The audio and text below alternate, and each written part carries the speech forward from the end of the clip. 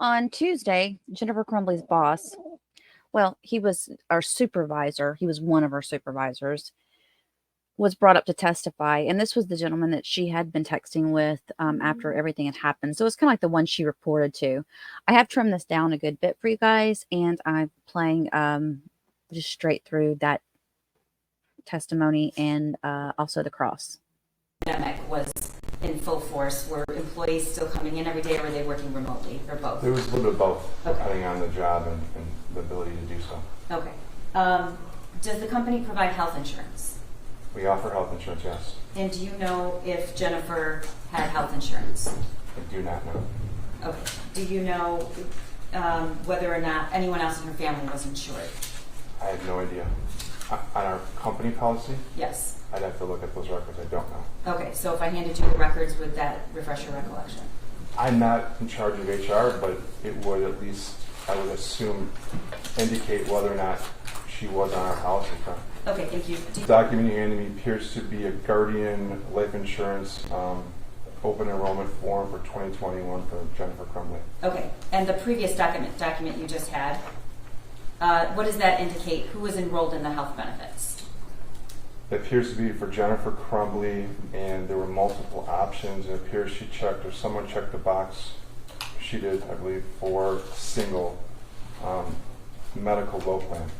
And how much was that per month, if you know? Well, it listed as $102.55 bi-weekly, so I guess it'd be $204 or $5 approximately a month. And do you know approximately what the cost would have been to add somebody in her family? So on this plan, if I file it from single to employee plus one, it would have been $404. Family, $533.81. Is that once a month or bi-weekly? These are all bi-weekly. Okay. A little trouble with seeing that. But can you see on the monitor, Yes. These are communications that begin that morning or that day just from Jennifer Crumbley's phone. Looking through this exhibit, is that representative of your text messages that day? I recognize the first two texts, and I believe that I recognize all these texts correctly. Okay, is this the entire communication you had that day?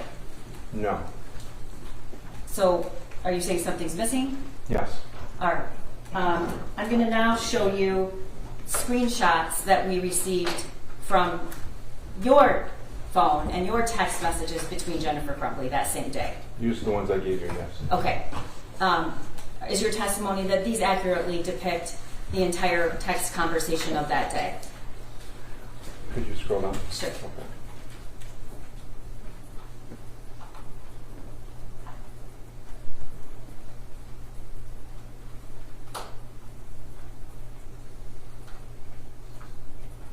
This looks accurate, yes. Okay. So the message, the exhibit I just showed you had 4 messages, around 4 or 5. This is actually several messages. Is this your full conversation? This would be the full conversation, yes. I have to go to my kid's school. Counselor just called, and this is what I'm dealing with.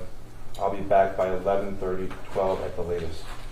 Okay, so that text came in at 10:05. Attaches this a picture. Do you know what that is? I know now what it is. Did you look at it at the time you received it? No, I did look at it. It was later that day I looked at it, but not at the time I was driving. At the time, I just saw the text on my phone pop up, and I just saw him. Was it required that Jennifer let you know if she was leaving and where she was going, or was this unusual? No, I mean, we want people to let us know if they're leaving, coming, going. She was good about that. She let me know if she was coming and going. May I proceed? Yes. The next message, well, before we get to the next message, tell me when was the first time you actually saw Jennifer Crumbley that day? I recall, I don't remember the exact timeline, it's been 2 years, but I recall seeing her at the office around noon that day. And where did you see her? It was in the copy room, which is like an open copy room, storage type stationary area. And did she say anything to you? I recall walking up to her asking how was she doing, was she doing okay? And I recalled her mentioning that she had to get her child counseling. She seemed down. I think she had mentioned a few things. I recall her mentioning that his dog had passed away and a grandparent or grandparents had passed away. She may have said more. I remember she seemed down. I think she said she felt like she was failing him, and she had to get him counseling. When she said, I feel like I'm failing him, who was she talking about? I believe her son. Okay. Did you and Jennifer have a friendship outside of work? No. And before this occurred, what, if anything, did you know about her son? I knew she had a son in school. She mentioned small talk. I knew he was in school. I recall something about him being in a bowling, an avid bowler, if I recall correctly. And I remember that she mentioned some vacations they went on, some camping, some family trips. I recalled her discussing he had a part-time job. I remember mentioning it sometime in the past. No, small stuff like that, nothing much more. Okay. Did she ever talk to you about taking him skiing? I know she was big into skiing. I don't recall her mentioning her son skiing. I don't know. How do you know she was big into skiing? She talked about it quite a bit. I think she like volunteered, or she was like a volunteer ski instructor or ski school type thing. I don't remember or exactly. Ski patrol? Ski patrol sounds more like that. Do you know where that was? Local, one of the local mountains, local hills. Okay. Was her son with her that day? At the office on the 30th? Yes. No. Would that have been allowed? Sure. What was her schedule that day in terms of what she was required to be doing? I don't know what her schedule was that day. She's a director. I'd give her some flexibility. I do know that we had a property visit scheduled that afternoon that she was invited to. Was that a required meeting? No, not at all.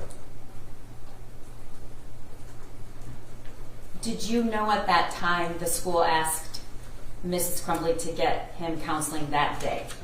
Did she ever tell you that? No, she just told me she had to get him counseling, was going to get him counseling.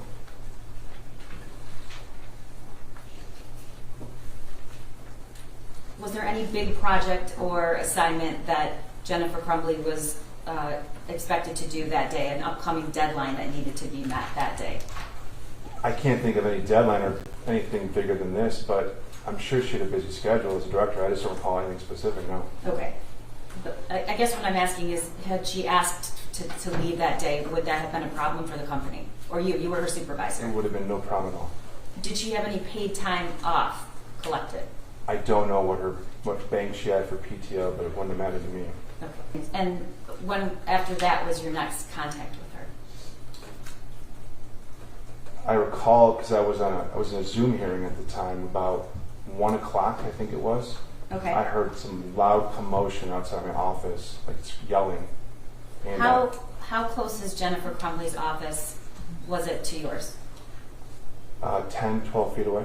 Okay, and you said you heard, I don't want to put words in your mouth, what did you hear? No, I just remember yelling, like a commotion, loud noise, like yelling, screaming type noise coming from down the hall. And what did you do next?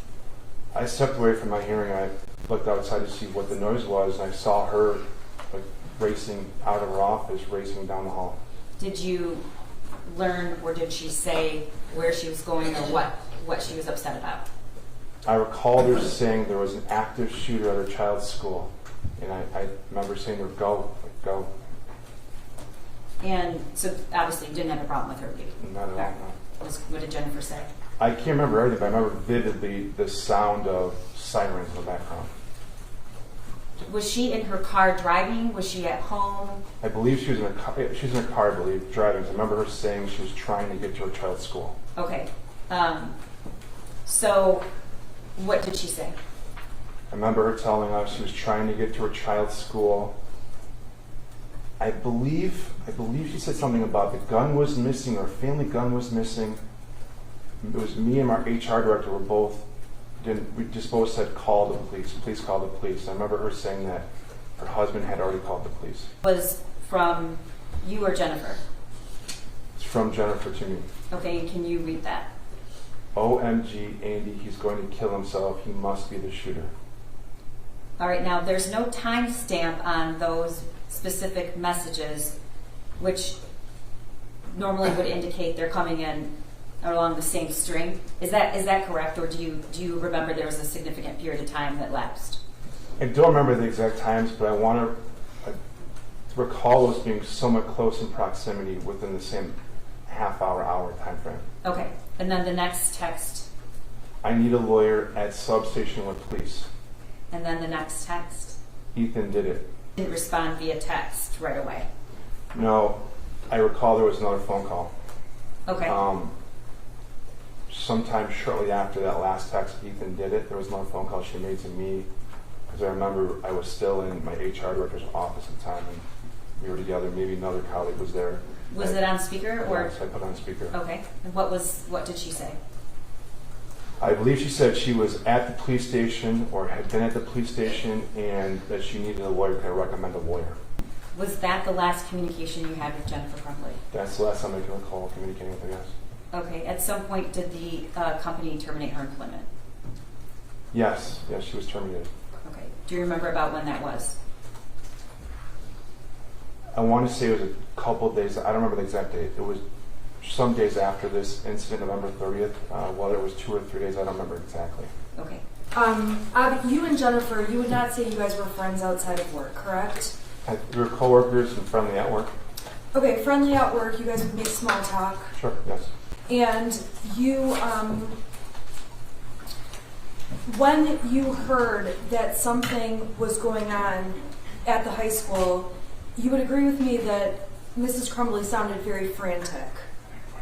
When she called us the first time I heard the sirens, she definitely sounded panicked, frantic, yes. You would agree she sounded shocked and concerned? Yes.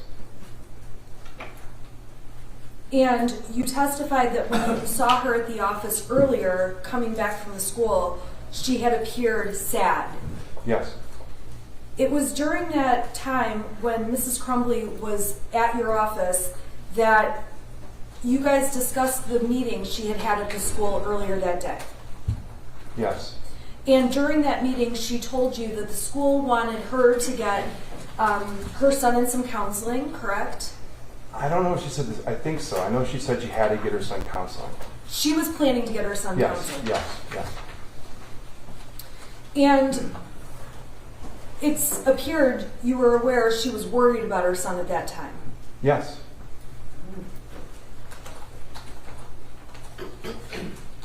Never had any concerns personally about how Mrs. Crumbley parented her son.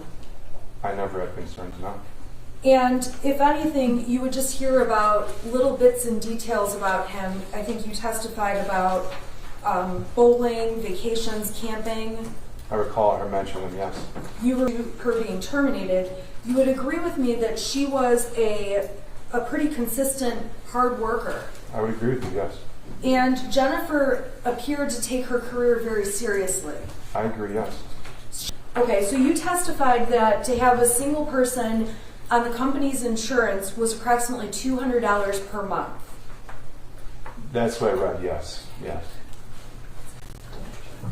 And if she had had another person added to the insurance, it would have been approximately $500 twice a month.